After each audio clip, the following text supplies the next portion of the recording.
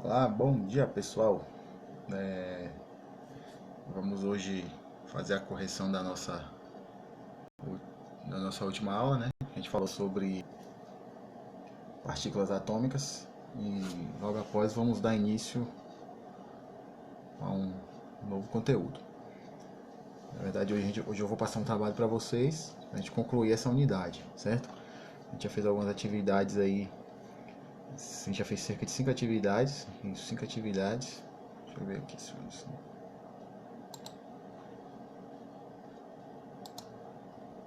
atividade celular.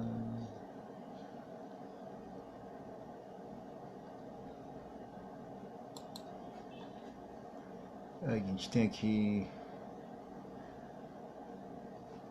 5 atividades. Cada atividade que vale um ponto, certo?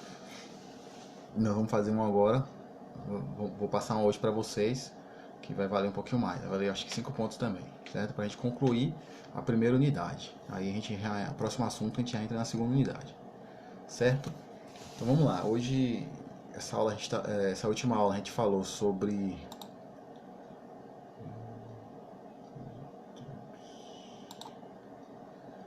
partículas atômicas, certo? Partículas atômicas. Aí eu falei para vocês aí sobre as partículas, a gente viu sobre massa atômica, a gente viu o número atômico também, a gente viu a questão da tabela periódica, distribuição eletrônica aqui do lado, o número atômico, que é a quantidade de prótons aqui em cima, e a massa aqui embaixo, certo? Sempre nessa lógica aí. Esse aqui... Fora da tabela periódica o elemento vem assim, dessa forma aqui, a massa em cima e o número atômico embaixo.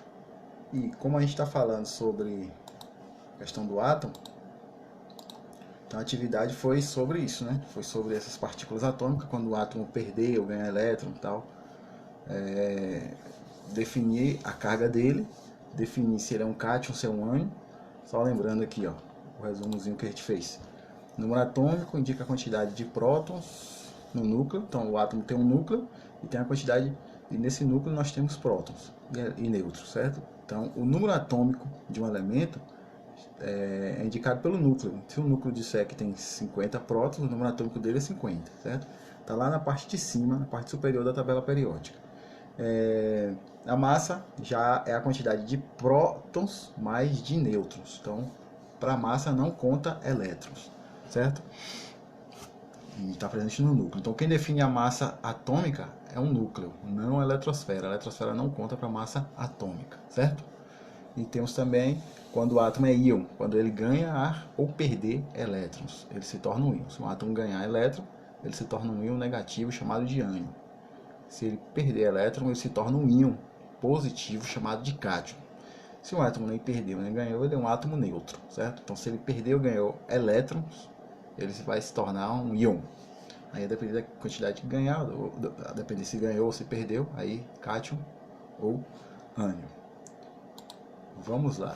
Nossa primeira atividade, a primeira questão foi essa aí, ó. Por que, para se obter a massa atômica de um elemento qualquer, se somam apenas suas quantidades de prótons e nêutrons? Vamos lá? Que resposta? Deixa eu ver se eu coloco de vermelho aqui. Bom, porque para se obter a massa atômica de um elemento qualquer se somam apenas suas quantidades de prótons e nêutrons? Aí, ó, como eu falei agora para vocês, para obter a massa de um átomo, não esqueçam disso jamais, cai muito no Enem também, pegadinha, viu? A massa de um átomo é composta por a quantidade de prótons e nêutrons, certo? Por que, para se obter essa massa, você só considera a quantidade de prótons e nêutrons, sendo que o átomo tem elétrons também? Porque peso do elétron é desprezível.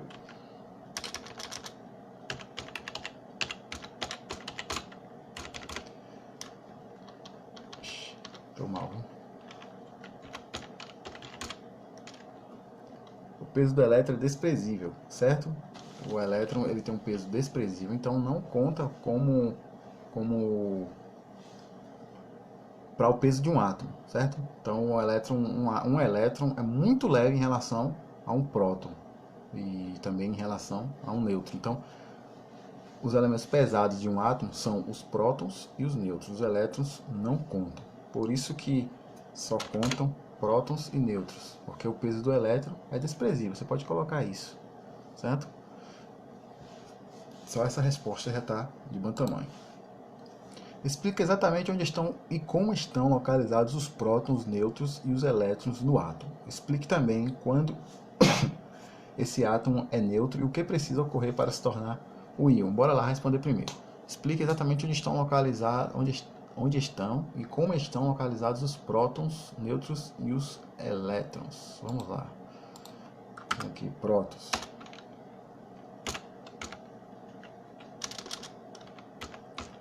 O teclado tá ruim. Prótons e nêutrons.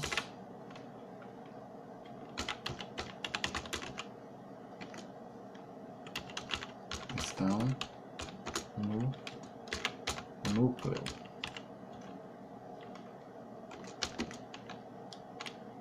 Eles ficam parados, certo? Parados.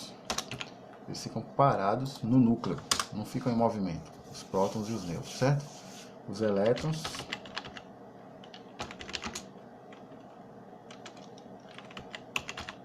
estão na eletrosfera.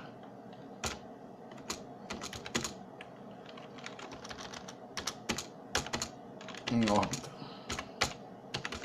Órbita quer dizer que eles estão girando ao redor do núcleo, certo? Então os elétrons estão na eletrosfera e girando ao redor do núcleo. Explique também quando esse átomo é neutro e o que precisa ocorrer para se tornar ânion. Átomo neutro. Quando tem iguais quantidades de prótons e elétrons. Pronto, se um átomo tiver iguais quantidades de prótons e elétrons, digamos aí, o átomo de ferro ele tem 26 prótons e 26 elétrons, então ele é um átomo neutro. Se esse átomo de ferro perder 2 elétrons, ele passa a ter mais prótons, então fica um átomo positivo. O oxigênio ele tem 6 prótons, o oxigênio ele tem 8 prótons e 8 elétrons, então é um átomo neutro. Se esse oxigênio ganhar 2 elétrons, ele passa a ter 10 elétrons, mais cargas negativas, então ele é um átomo negativo, certo?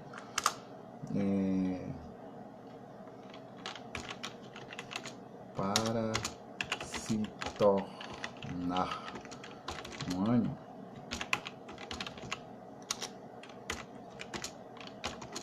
o átomo precisa ganhar elétrons. Elétron ou elétron, certo? Para se tornar um ânion, o átomo precisa ganhar elétrons. Então, como foi a pergunta aí, o que precisa ocorrer para se tornar um ânion? Ele só precisa ganhar elétron. 1 elétron, 2 elétrons, 3 elétrons. Se ele ganhar 1, 2 ou 3 elétrons, ele já se torna um ânion, um átomo negativo. Por que, professor? Ele se torna um íon, né? Um átomo negativo, chamado ânion. Porque se ele ganhar carga, ele está ganhando carga negativa, então ele está ficando com mais cargas negativas do que cargas positivas, certo? Por isso, se um átomo ganhar elétron, ele vai ficar sempre negativo. Se um átomo perder elétron, ele vai ficar positivo, porque ele está perdendo carga negativa. Se ele perder carga negativa, está ficando com mais quantidade de cargas positivas. E o terceiro, indique as quantidades de prótons, elétrons e nêutrons nos seguintes átomos. Vamos lá. Aqui, ó, letra A, coloquei Al3+. O que significa isso aí? O alumínio, ele está 3+, quer dizer que ele ganhou ou perdeu elétron, ele está positivo. Por ele estar positivo, ele teve que perder elétron. Certo? Está perdendo carga negativa, então está ficando com mais cargas positivas. Vamos lá na tabela periódica. O alumínio está aqui. Aqui. alumínio. Aqui ele tem 13 prótons, certo? Então alumínio continua com a mesma quantidade de prótons. Tabela, a parte de cima da tabela periódica. Elétrons. Se ele tinha 13 prótons e ele está 3 positivo, quer dizer que ele perdeu 3 elétrons. Ao invés de ter 13 elétrons, ele passa a ter 10, certo? Então, ele vai ter 13 menos 3, que ele está perdendo 3 elétrons. Então, ele vai ter 10 elétrons, correto? Nêutrons. Como é que eu defino a quantidade de nêutrons desse átomo aí? Eu vou simplesmente, como a gente descobriu a quantidade de massa, como é que se descobre a massa de um átomo? É prótons mais nêutrons. Eu não tenho a quantidade de nêutrons, mas eu tenho a massa. A tabela não me dá a quantidade de nêutrons, mas ela me dá a massa. 27, certo? Está na parte de baixo da tabela. Então a massa dele é 20, a quantidade de nêutrons dele é 27. Desculpa. Para a gente conseguir a quantidade de nêutrons, a gente precisa pegar a massa do átomo, que é igual a prótons mais nêutrons, certo? Desculpa. Eu já tenho a quantidade de massa, que é igual a 27, igual ao prótons, que eu já tenho também, que é 13, mais nêutrons, que eu não tenho. É o número que eu quero descobrir. Isso aqui vai dar o quê? 27 menos 13. 27 menos 13 igual a nêutrons, que vai dar igual a 14, certo? Então, nêutrons vai ser igual a 14. Tá vendo aí como é que você descobre a quantidade de nêutrons?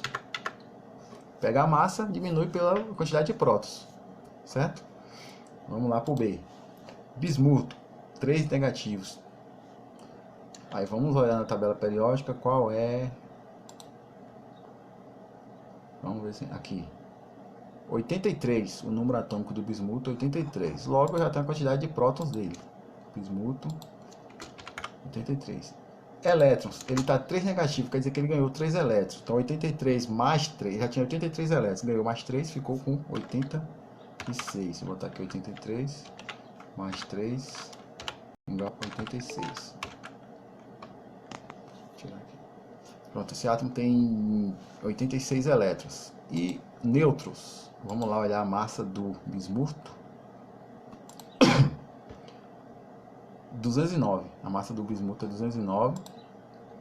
Logo eu tenho a massa, 209, menos a quantidade de prótons que eu vou tirar dele. Vai ser 209 menos 83, vai dar 120, não, 126. Pronto, esse bismuto tem 126 nêutrons, certo? Eu estou tirando, eu peguei a massa dele, diminui pela quantidade de prótons, porque massa é igual a prótons mais nêutrons. Eu não tenho nêutron, então eu tenho só diminuir da quantidade de prótons, da quantidade da massa, que já está aqui prótons e nêutrons, tá vendo? A massa já está aqui, prótons e nêutrons, 209. Eu só diminuo o nêutron, prótons, e vou dar a quantidade de nêutrons, certo? 126. Vamos lá para a letra C, o iodo. O iodo a gente vê lá na tabela periódica. O número atômico do iodo é 53. Logo já tem uma quantidade de prótons presentes no iodo. 53. Elétron, ele está ganhando 1 elétron, então passa a ter 54 elétrons. Por isso que ele é negativo, 1. Quando tiver só o sinal de negativo, não tem necessidade de você colocar o 1, não. E nêutrons. Vamos lá. Iodo, ele tem 127. O iodo tem 127 de massa. Menos, vou diminuir 53 prótons. Vai dar igual 127 menos 53, 74. Pronto. 74 nêutrons, certo? Tem o iodo. O tário. Vamos lá para o tário. Acho que eu nem coloquei o tário aqui. Ah, tá. Tá não. Eu coloquei o TA. Acho que eu coloquei. Tá aqui. 73. O tário tá aqui. 73. o número atômico dele, 73, logo a quantidade de prótons é 73.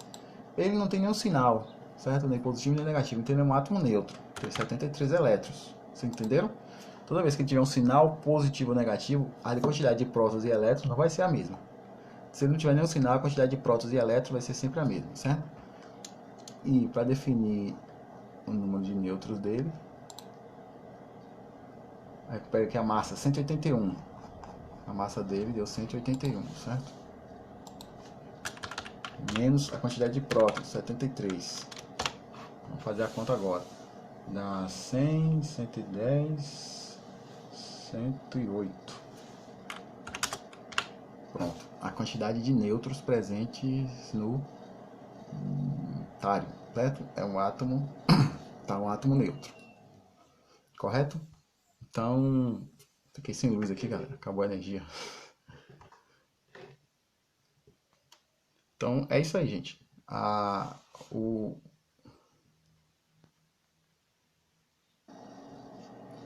Bom, pessoal, acabei perdendo aqui um pouquinho da conexão. Falta energia. Mas é basicamente isso. A gente conseguiu terminar de corrigir o exercício, certo? Vou tentar colocar aqui, que eu vou pedir um outro exercício para vocês, uma outra atividade. Vou tentar colocar aqui para ver se a gente consegue. Só um minutinho. Bom, de volta aqui. Aí tem essa atividade de conclusão, galera, que é da primeira unidade, certo? Vou pedir para vocês fazerem, vai valer 5 pontos, para a gente fechar os 5 pontos da primeira unidade. Vocês precisam elaborar um texto de caráter científico sobre a evolução do átomo, de Dalton a Rutherford, que a gente já estudou, né? A gente estudou o modelo atômico de Dalton, de Thomson, de Rutherford, as partículas atômicas, e a gente concluiu aí agora com a questão do átomo neutro, íon, etc. Então, precisa ter no mínimo 20 linhas, a produção deve ser pessoal, pode ser escrito ou digitado, pode conter fotos ou desenhos, precisa ter capa indicando o trabalho, nome do aluno, etc. Tá bom? Data de entrega, não é essa data de entrega não, viu?